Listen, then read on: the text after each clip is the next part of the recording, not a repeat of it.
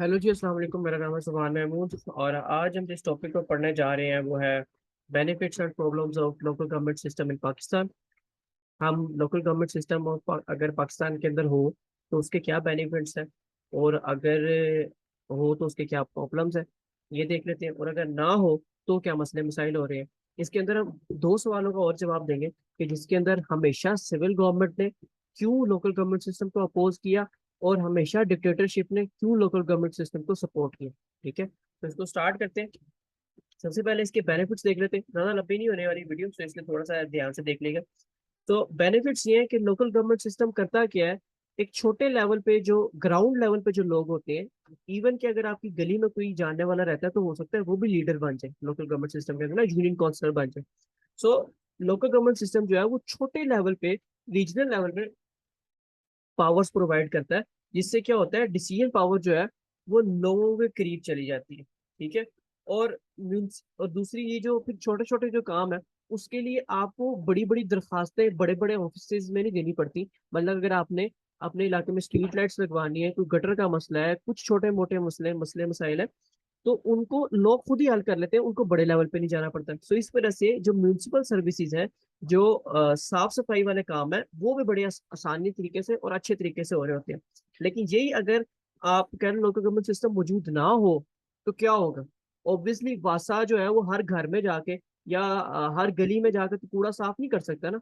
वो ज्यादा से ज्यादा सड़कें साफ कर लेगा। तो जब लोकल गवर्नमेंट सिस्टम एग्जिस्ट करता है तो म्यूनिसिपल सर्विसेज बहुत अच्छी हो जाती है।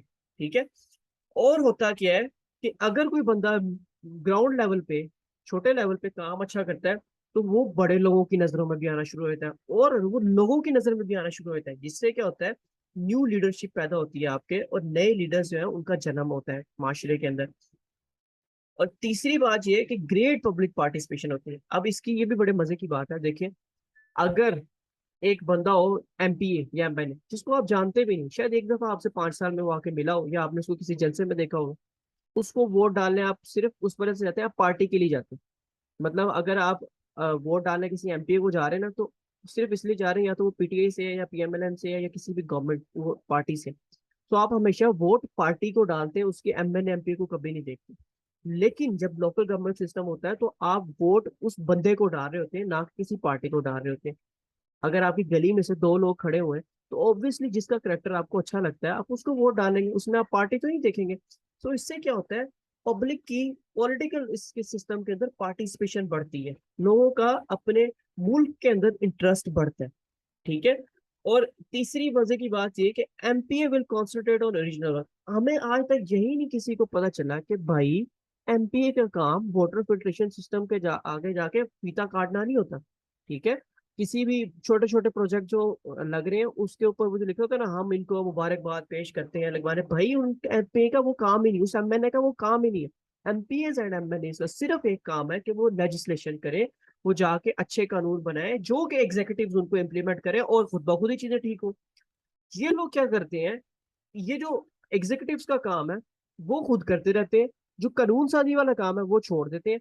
अगर भाई आपने कानून साजी अच्छी की होगी, ठीक है, तो वो एग्जीक्यूटिव जो होगा वो उसका पाबंद होगा उस कानून साजी को इम्प्लीमेंट करने का। और जब वो कानून साजी इम्प्लीमेंट होगी तो आपको आके वाटर फिल्ट्रेशन सिस्टम वाला फीता काटना ही नहीं पड़ेगा। लेकिन ये कभी भी इस तरह करते नहीं। ठीक है। क्यों? क्योंकि इन लोगों ने वो फीता काटना होता है। वो काटेंगे तो लोगों को पता चलेगा ना ये एमएनए है, फिर वोट भी डालेंगे। ठीक है। सो प्रॉब्लम्स क्या होती हैं अब इस लोकल गवर्नमेंट सिस्टम को, पाकिस्तान के अंदर प्रॉब्लम्स आती क्या? ठीक है। इंपॉर्टेंट सब्जेक्ट्स जो है वो अभी भी प्रोविंशियल गवर्नमेंट जो है उसने होल्ड किए हुए हैं। अच्छा, ये एक बात तो मैं आपको बता दूं कि 18th अमेंडमेंट के बाद जो लोकल गवर्नमेंट सिस्टम है वो प्रोविंसेस के अंडर आ चुकी हुई है, पहले फेडरल के अंडर होती थी। मतलब कि पहले लोकल गवर्नमेंट सिस्टम के इलेक्शन भी फेडरल करवाता था और इसको देखता भी फेडरल था। अब जो है वो लोकल गवर्नमेंट सिस्टम इसको प्रोविंस देखता है। सो प्रोविंस की जो गवर्नमेंट है वो डायरेक्टली इंटरफेयर करती है लोकल गवर्नमेंट सिस्टम के लिए। और दूसरा, ये जो एजुकेशन सॉलिड वेस्ट मैनेजमेंट, ये स्टिल प्रोविंशियस ने अपने अंडर लिए हुए हैं। मतलब कि ये लोकल गवर्नमेंट सिस्टम के अंदर नहीं आते। और मुझे समझ नहीं आती कि ये सॉलिड वेस्ट मैनेजमेंट सिस्टम कैसे प्रोविंस अपने अंडर ले सकती है भाई, कैसे? ये सॉलिड वेस्ट मैनेजमेंट सिस्टम है, ये तो घर घर का मसला है ना। अब क्या एक गवर्नमेंट जो है, प्रोविंस लेवल की गवर्नमेंट आपके आगे घर के गटर साफ करेगी? ऑब्वियसली नहीं। इसके लिए एक ग्राउंड लेवल पे लोकल गवर्नमेंट सिस्टम होना चाहिए कि जो आपकी ये छोटे छोटे जो मसले हैं, सॉलिड वेस्ट मैनेजमेंट सिस्टम, अगर कोई स्कूल में कोई टीचर नहीं आ रहा या कुछ मसले हो रहे हैं स्कूल में, कोई ग्राउंड नहीं सही बना हुआ, अब इसके लिए गवर्नमेंट के दरवाजे जाकर फिट कराना एक बहुत ही बैड चॉइस है और बैड ऑप्शन।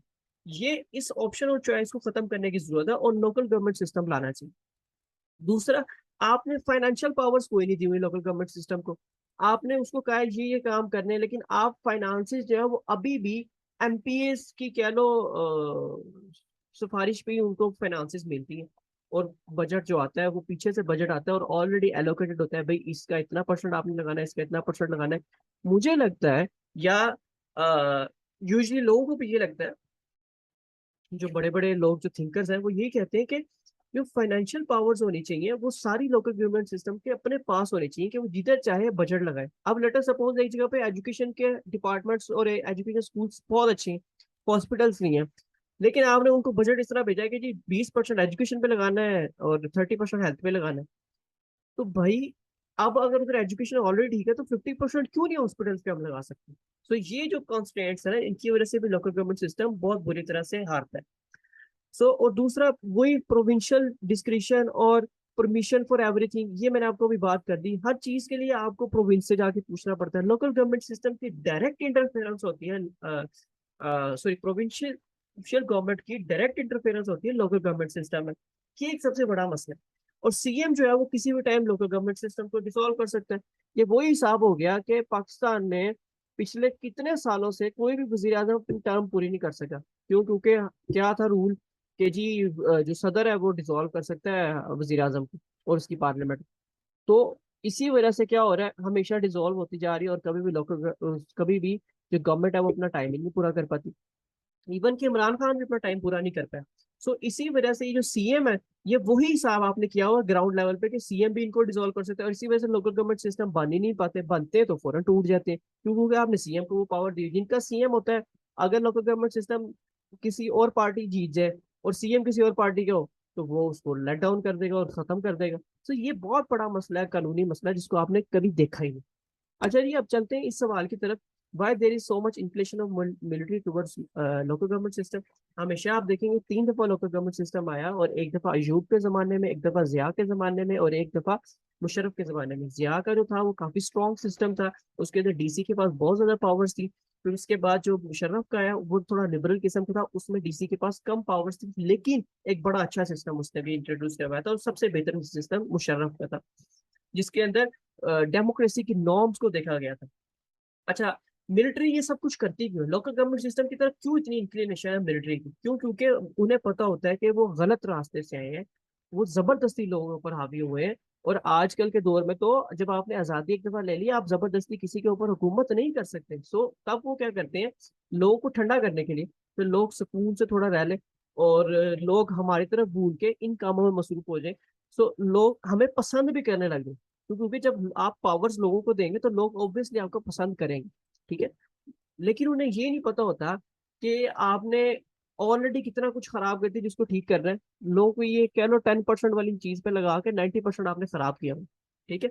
सो ताकि वो लोगों से डायरेक्ट कनेक्शन कर सके, लोगों पे होल्ड कर सके, लोग जो है वो खुश रहे, और लोग उनके साथ जो उनकी रिस्पेक्ट करते थे वो रिस्पेक्ट करना ना छोड़े।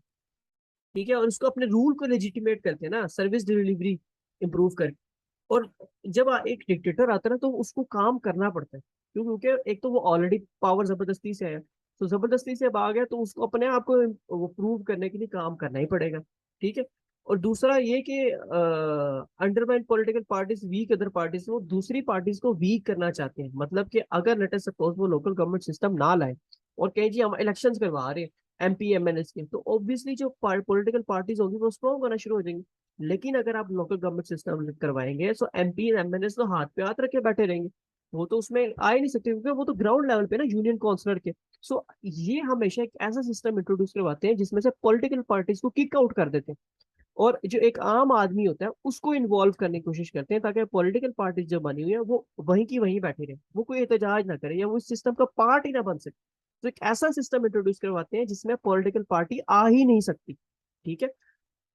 उसके बाद जी सिविलियन गवर्नमेंट हमेशा लोकल गवर्नमेंट सिस्टम को अपोज क्यों करती है, इसका भी जवाब हम दे देते हैं। देखिए दोनों तरफ मसले मसाइल हैं। जरूरी नहीं, मैं ये नहीं कहता डिक्टेटर हमेशा ही खराब है, डिक्टेटर ने भी बड़े अच्छे अच्छे काम किए, लेकिन सिविलियन ने भी बड़े बुरे बुरे काम किए। ठीक है। सो ये इसलिए नहीं बनने देते क्योंकि एमपीए जो है वो हमेशा अपना डेवलपमेंट बजट का जो क्लाउड है वो लूज कर देगा। अभी जो आपके इलाके में वाटर फिल्ट्रेशन सिस्टम लगता है वो कौन लगाता है, एमपीए लगवाता है। अभी जो आपके इलाके में कोई वेस्ट मैनेजमेंट सिस्टम वालों की कोई बड़ा सा वो बना हुआ है, वो जो जिसके अंदर कूड़ा डालते हैं वो पड़ा हुआ है, तो वो किसने लगवाया, वो जी एमपीए ने लगवाया। सो ये सारे सिस्टम जो है एमपी ने अपने हाथ में क्यों लिए हैं, क्योंकि इनका बजट उसके हाथ में है। जब इसका बजट उसके हाथ में है तो वो पैसा भी इसके हाथ में है, जब पैसा इसके हाथ में है तो फिर आप समझ ही रहे हैं, फिर करप्शन भी उसके हाथ में है, फिर पावर भी उसके हाथ में है, फिर वो पैसे को सलाम है ना, फिर सब कुछ सलाम अलैकुम उसी को ही करेंगे। सो अपना वो रीजन पे होल्ड नहीं छोड़ना चाह रहा। ठीक है। वो नहीं चाहता कि ग्राउंड लेवल पे कोई नए लीडर्स आए और वो जो नए लीडर्स हैं वो उसको आगे आके थ्रेट करें। थ्रेट करने से मतलब है कि वो जब ग्राउंड लेवल पे जो लीडर्स आएंगे ऑब्वियसली वो बड़े लीडर्स भी बनेंगे आगे जाके, तो वो उनके कंपिटिटर्स बन जाएंगे। सो ये कोई नए कंपिटिटर्स मार्केट में आना नहीं देना चाहते। ठीक है। जिसकी वजह से वो क्या करते हैं, लोकल गवर्नमेंट सिस्टम बनाते ही नहीं ताकि नए लोग आए ही ना मार्केट में। ठीक है। और दूसरा, आपने बड़े बड़े बड़े नाम आपने देखे होंगे मुशर्रफ के जमाने में नाजिम के इलेक्शन के लिए लड़ते हुए, याद है ना आपको ये बात। तो इससे आपको पता चलता है कि जो एमपी या ये जो एमएनए होते हैं ये हमेशा किसकी ताक में होते हैं, पावर की ताक में। ये हमेशा चाहते हैं हमारे पास पावर हो और जो रीजन है वो हमारे कंट्रोल में रहे। कोई नया लीडर जो है या कोई नया रीजनल जो है वो ना आ सके। जैसे अब इन्होंने जब local government system Pervez Musharraf ने इंट्रोड्यूस करवाया था तो उसका मकसद था कि ग्राउंड लेवल से नए लीडर्स जो है वो पार्टी में आए। लेकिन इन लोग जो बड़े बड़े एमएलए एमपी थे वो खुद नाजिम वगैरह के इलेक्शन लड़ने के लिए आ गए अपने अपने इलाकों से, ताकि जो नए रीजनल जो लीडर बन रहे हैं वो ना बन सके। ठीक है। और कंपटीशन ना बढ़े ज्यादा। सो इससे क्या होता है, वो भी ना वो competition will increase new leaders, और वो हमेशा एक वीक सिस्टम चाहते हैं ताकि उनको कभी जिंदगी में कोई थ्रेट ना हो, और फ्यूचर प्लानिंग जो है उसके लिए ये लोग सारा कुछ करते हैं और जो लोकल गवर्नमेंट सिस्टम है उसको नहीं आने देते हैं। So that's all for today. इंशाल्लाह मिलते हैं नेक्स्ट वीडियो में एक नए टॉपिक के साथ। अपना सब ख्याल रखिएगा। अल्लाह हाफिज।